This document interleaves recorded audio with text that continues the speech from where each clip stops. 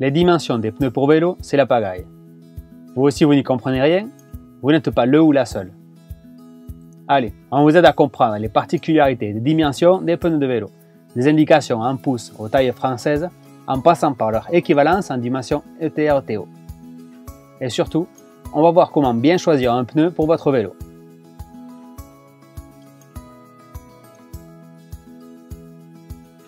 Pour connaître la taille de votre pneu, il faut tout d'abord regarder les inscriptions notées sur son flanc. On y retrouve notamment la marque et le modèle, mais surtout les dimensions ETA-TO et les dimensions en pouces et ou en millimètres. Et oui, il existe 3 normes pour définir la taille et les dimensions des pneus de vélo. La norme anglaise, en pouces, la norme française, en millimètres, et la norme ETA-TO, c'est la norme européenne, en millimètres également. C'est ça qui complique la donne. On utilise les 3 normes dans le monde du vélo. Les 3 types de normes donnent les dimensions d'un pneu. Mais elles les donnent chacune à leur façon. 3 manières de dire la même chose, en quelque sorte. La norme ETA-TO, c'est la norme à retenir pour choisir un pneu. On vous présente les autres normes pour les comprendre, puisqu'on y fait toujours référence dans le monde du vélo. La norme ETA-TO est la norme européenne pour pneumatiques, European Tire and Rim Technical Organization. Elle est indiquée en millimètres. Prenons comme exemple un pneu 37-622. 37 indique que la largeur du pneu, bord à bord et gonflé, est de 37 mm. 622 indique que le diamètre intérieur est de 622 mm, c'est-à-dire le diamètre de la tringle du pneu. La norme ETA-TO a l'avantage de permettre d'établir facilement une correspondance précise avec les jantes à utiliser, puisqu'elle sert également à mesurer le diamètre nominal des jantes de la même manière, c'est-à-dire le diamètre où vient se placer la tringle du pneu. D'ailleurs, le diamètre nominal d'une jante est égal au diamètre du pneu que nous donne la norme ETA-TO. J'ai une jante de 622 mm, je monte donc un pneu de 622 mm. Facile. Elle simplifie donc les dimensions des pneus et surtout, elle simplifie la compréhension des compatibilités entre pneus et jantes. Voyons maintenant la norme anglaise. Les indications sont données en pouces. Prenons comme exemple un pneu 28 par 1,40. 28 indique que le diamètre extérieur approximatif du pneu est de 28 pouces. 1,40 signifie que la largeur du pneu est de 1,40 pouces. Parfois, les mesures peuvent être indiquées sous forme de fractions. Par exemple, 1 pouce 3/8. Le problème de la norme anglaise, c'est que les indications en pouces ne sont pas précises et peuvent prêter à confusion.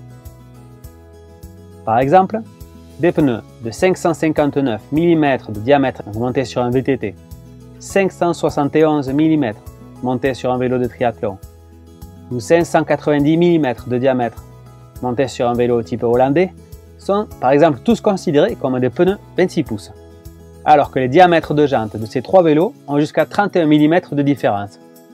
Ce qui les différencie, la hauteur du pneu. Retenez qu'on utilise les dimensions en pouces dans les pays de langue anglaise ainsi que dans le VTT et dans le BMX notamment. Les dimensions françaises sont quant à elles en millimètres. Prenons comme exemple un pneu 700 par 35C. 700 indique le diamètre extérieur approximatif, donc 700 mm. 35 indique la largeur du pneu, 35 mm. La lettre finale indique le diamètre intérieur du pneu, A, B, C. Par exemple, pour le pneu de 700 mm, plusieurs diamètres se distinguent selon les lettres. A, diamètre intérieur de 642 mm. B, diamètre intérieur de 635 mm. C, diamètre intérieur de 622 mm. Là encore, c'est donc la hauteur du pneu qui fait la différence entre ces pneus en 700. Ces pneus sont donc compatibles avec des jantes différentes.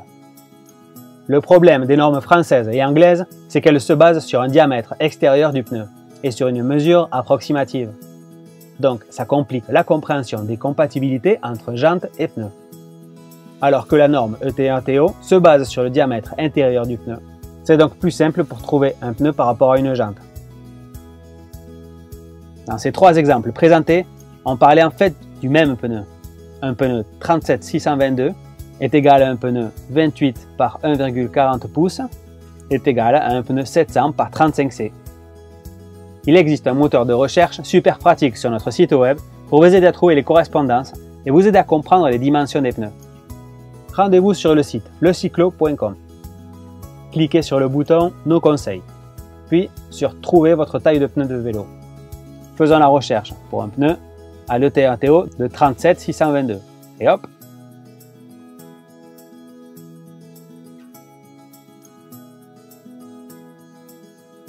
Comment choisir le bon pneu pour votre vélo?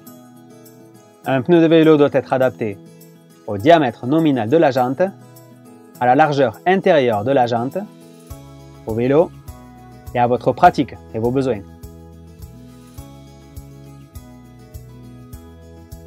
Le diamètre intérieur du pneu doit obligatoirement correspondre au diamètre nominal de la jante, c'est-à-dire le diamètre mesuré à partir du point de repos du pneu, le point où viennent se placer les tringles.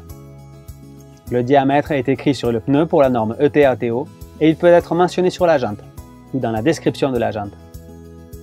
Pour la jante, ici, elle a un diamètre de 622 mm. Pour le pneu, donc, je dois choisir un pneu au diamètre intérieur de 622 mm sous la norme ETA-TO. Pour un même diamètre, il existe plusieurs modèles de pneus dotés de largeurs différentes, des pneus très fins jusqu'aux gros pneus. Tout dépend du vélo et de l'utilisation que vous en faites. Retenez toutefois que la jante et le pneu doivent être compatibles. Un pneu ne doit être ni trop fin ni trop large par rapport à la jante.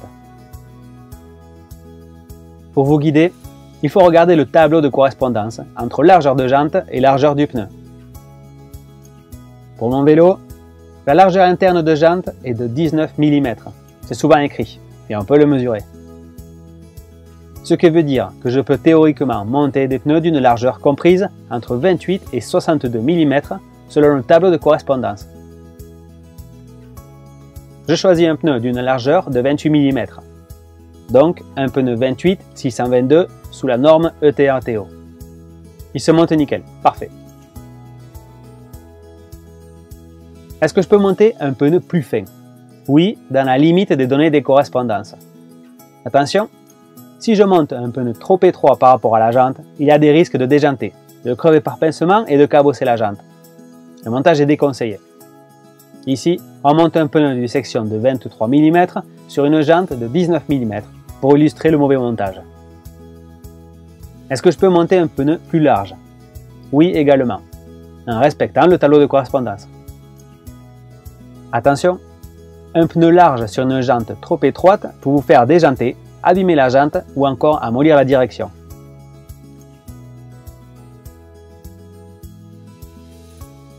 Si vous voulez monter des pneus plus larges sur votre vélo pour gagner en confort ou pour monter des pneus plus polyvalents à crampons par exemple, il faut faire attention à l'espace disponible sur la fourche et sur le cadre de votre vélo. En effet, le pneu de vélo doit passer dans l'espace se trouvant dans la fourche ou dans le cadre. Des vélos de route ne permettent pas de monter des pneus très larges par exemple. Attention aussi aux accessoires, garde-boue et porte-bagages notamment, qui peuvent coincer ou même une dynamo qu'il faudra peut-être ajuster. Ici, théoriquement, on pourrait monter un pneu 47-622, comme celui-ci sur cette jante, selon le tableau de compatibilité. Mais concrètement, le pneu ne passe pas sur mon vélo. Donc, il est possible de mesurer l'espace disponible avant d'acheter son pneu, tout simplement.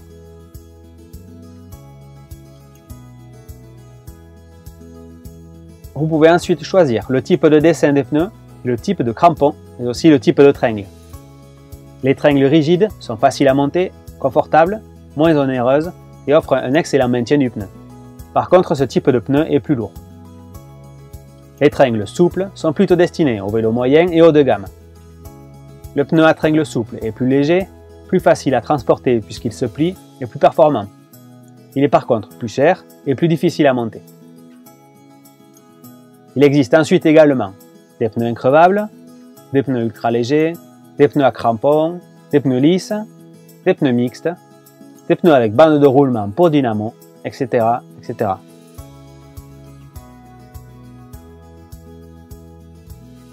Les vélos sont bien souvent désignés par leur taille de roue. Un vélo 28 pouces, un vélo enfant 20 pouces, etc. À l'usage, c'est la taille anglaise qui a pris le dessus sur la dénomination des roues, sauf pour les dimensions à connotation française, comme le 650B ou le 700C. En réalité, selon la norme utilisée, on devine souvent la pratique. Par exemple, ne parlez pas à un VTTiste de 650B, mais de 27,5 pouces. Pour la route, on ne parle pas de 28 pouces, mais de 700C. Faisons un récap rapide. Ici, on a le vélo enfant. La taille des roues varie en fonction de la taille des cyclistes en herbe. Les vélos enfants vont de 12 ou 14 pouces jusqu'à 24 pouces pour les ados. Puis on passe aux VTT, qui sont équipés des roues 28 pouces, 27,5 pouces et 29 pouces. On voit que les VTT équipés des roues en 27,5 pouces utilisent le même diamètre de jante que les vélos de randonnée en 650B. Et si on regarde les VTT de 29 pouces, ils utilisent quant à eux des jantes de 622 mm, comme les vélos de route en 700C ou les vélos 28 pouces. Eh oui, surprenant. Finissons avec les vélos de ville et les vélos de route, généralement équipés de roues en 28 pouces ou 700C. Cependant, certains vélos de ville sont équipés de roues en 650A ou B, ce qui correspond à des roues en 26 pouces ou 27,5 pouces. Ah, et comme on disait juste avant, les vélos de randonnée, ils sont parfois montés avec des roues de 650B. Compliqué hein, ces correspondances. Si vous voulez y voir plus clair, le mieux c'est de consulter le tableau de correspondance détaillé. Il n'y a pas mieux.